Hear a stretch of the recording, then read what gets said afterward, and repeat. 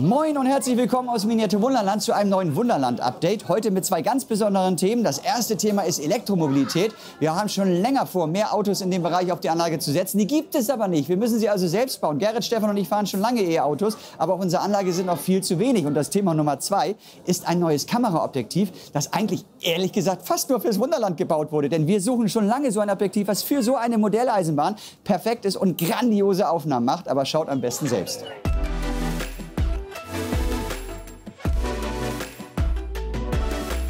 Ich stehe hier mitten im Amerika-Abschnitt und seit Montag fährt hier endlich unser Cybertruck. Zumindest wenn er gerade keine Reichweitenprobleme hat. Das ist wie beim echten Elektroauto auch, muss zwischendurch geladen werden. Er ist also nicht immer unterwegs. Und warum er erst jetzt nach 2 Jahren unterwegs ist, obwohl er eigentlich seit 2 Jahren im Bau ist, das hört ihr von Axel persönlich. Als Tesla vor 3 Jahren den sogenannten Cybertruck vorstellte, das ist ein vollelektrischer Pickup, waren wir von dem Design irgendwie total begeistert hier im Team und sagten uns, Mensch, das Teil, das müssen wir bei uns auch auf die Anlage bringen. Beim Bau des Modells haben wir uns ein paar Concept Arts angeschaut und haben uns dann für diese Variante entschieden, aus einem ganz speziellen Grund.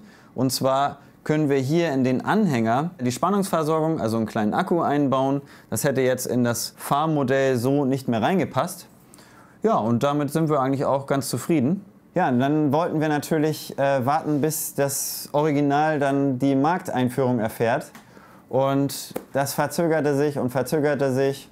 Mittlerweile haben wir gehört, Ende 2023 soll das Teil dann, also das Original, dann endlich auf die Straßen kommen. Das dauert uns jetzt einfach zu lange. Wir wollen den jetzt durchs Wunderland heizen lassen. Ähnlich wie mit unserer Elbphilharmonie, die war ja 3 Jahre vor dem Original schon fertig. Ja, jetzt muss ich bei dem Modell nur noch eine Kleinigkeit löten, natürlich zusammenbauen, kleine Testfahrt hier noch auf unserer Teststrecke und ja, dann geht das Gerät nach oben und dann muss ich den Kolleginnen und Kollegen am Leitstand noch erklären, wie das Fahrzeug aufgeladen werden muss. Das ist hier nämlich ein bisschen speziell. Das Fahrzeug hat keine Außenspiegel, das heißt, wir müssen mit Krokoklemmen direkt an den Akku ran, aber das ist auch kein Problem.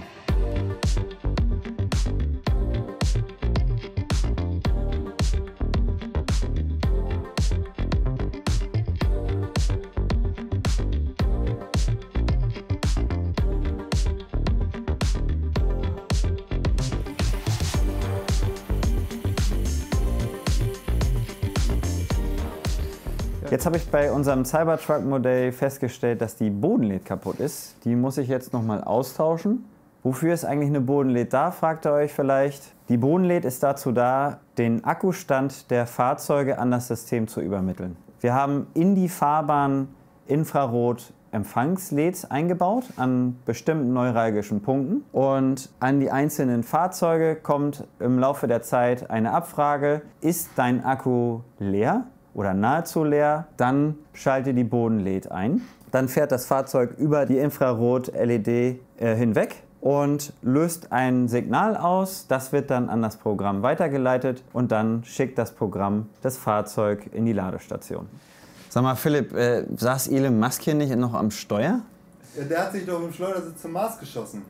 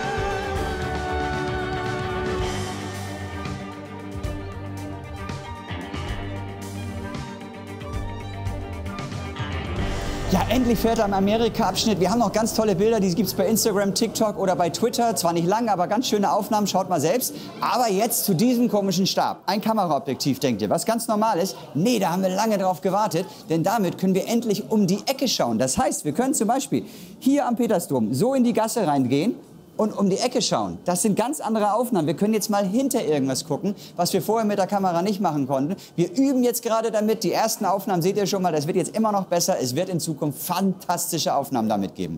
Ich habe hier die zweite Generation der Probe-Lens von Laowa in der Hand, die sogenannte Peri-Probe. Das Besondere an dieser Linse ist, dass sie modular ist. Man hat ein Modul, mit dem man geradeaus schauen kann und ein Modul, mit dem man um 90 Grad um die Ecke schauen kann.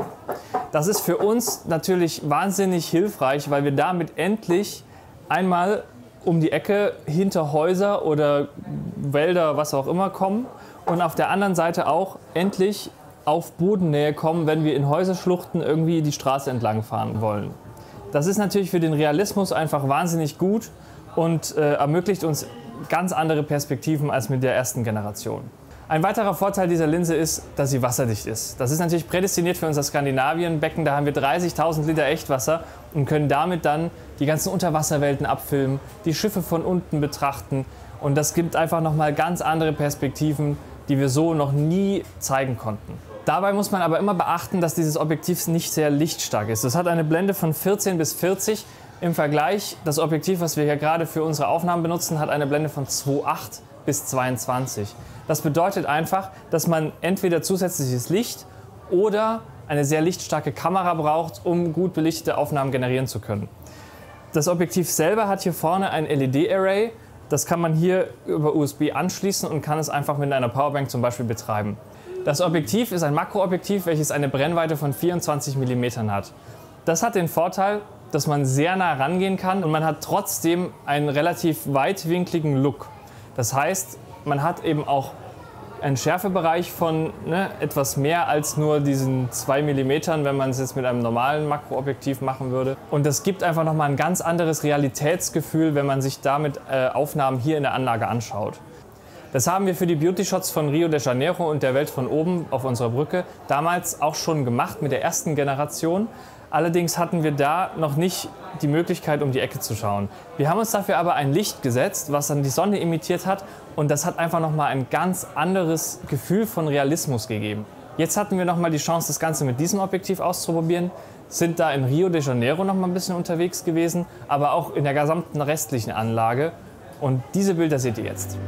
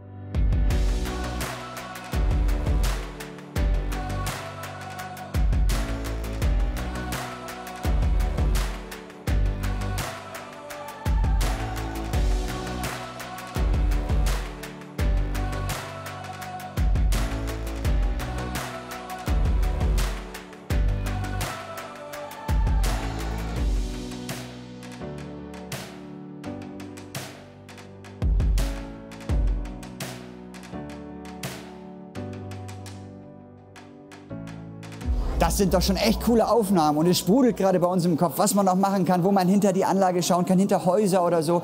Vielleicht schreibt ihr mal eure Wünsche in die Kommentare. Was habt ihr Ideen? Wo soll die Kamera für euch mal hinterschauen? Und dann machen wir das. Und ja, jetzt folgen noch ein paar letzte Aufnahmen. Für mich heißt es Tschüss zu sagen. Das war's heute mit dem Wunderland-Update. Genießt die letzten Sommertage und macht's gut. Ciao.